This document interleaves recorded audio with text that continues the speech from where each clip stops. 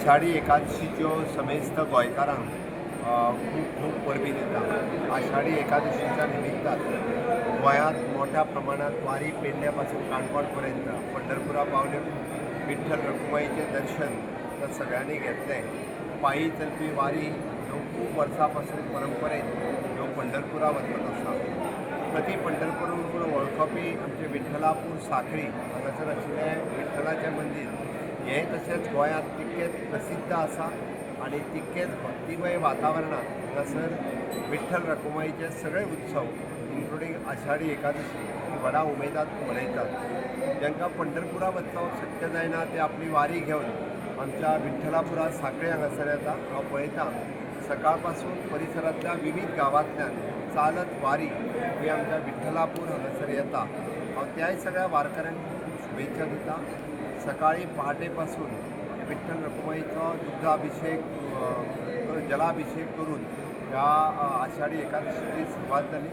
आमच्या हांगासले ह्या देवस्थानचे मॅनेजमेंट हे खूब बऱ्या पद्दतीन ह्या कार्यक्रमाचं आयोजन करता।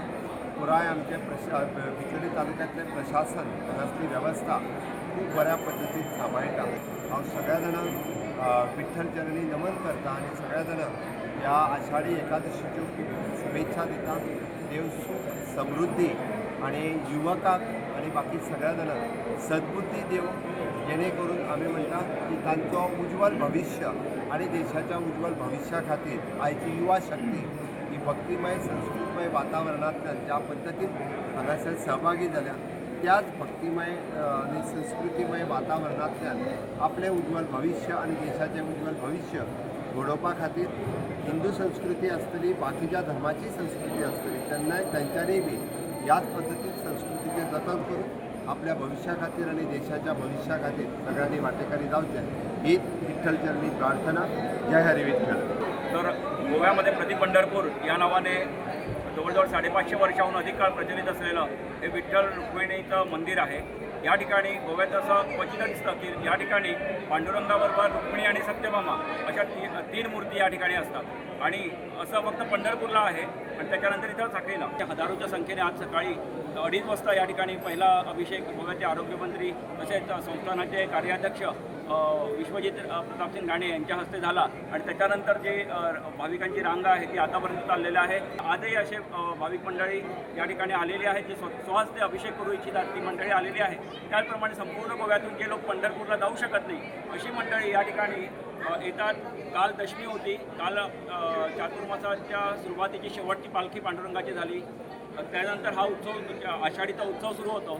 आज आषाढी एकादशी निमित्ताचा मुक्तद्वार अभिषेक, संध्याकाळी सांस्कृतिक कार्यक्रम, त्यानंतर उद्या पण या ठिकाणी द्वादशीचा उत्सव आणि परवा म्हणजे सोमवारी या ठिकाणी गोपाळ कला होतो।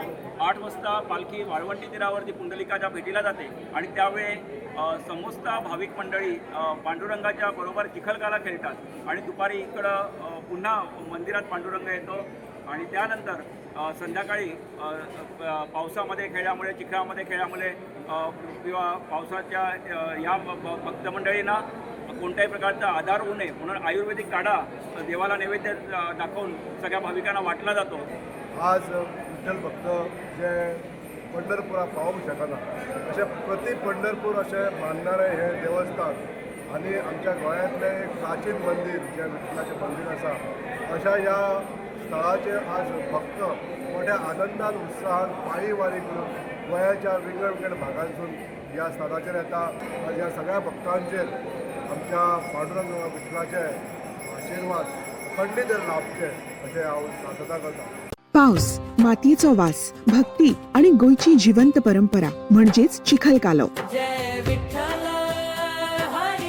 24 ते 26 जुलै 2026 माशेलातल्या श्री देवकी कृष्ण देवळाच्या वाठारात गोंय पर्यटन खाते गोंय सरकार आयोजित करता संस्कृती, संगीत आणि भक्तीचो उत्सव। 24 जुलै 4 जातले कुकिंग कॉम्पिटिशन, ताज्या उपरांत 5 अणभवपाक मेळटले तन्वी वालावलकर आणि द हार्ट ऑफ जोगन बँड हांचो मनाक धादोशी करपी अनुभूती हो खास संगीतमय प्रवास। मागीर 6:30 वरांचेर राष्ट्रीय पुरस्कार विजेते गायक श्री महेश काळे हांची अभंग वारी। 25 जुलै श्री देवकी कृष्ण देवळात जातलो भक्तिरसान भरिल्लो अखंड भजन सप्ताह आणि 26 जुलै सकाळी 11 वरांचेर देवळाच्या वाठारात रंगतलो तो चिखल कालो. तर तारीख लक्षात दवर 24 ते 26 जुलै 2026 श्री देवकी कृष्ण देऊळ माशेल चिखल कालो 2026. परंपरेचो उत्सव, संस्कृतीचो अभिमान.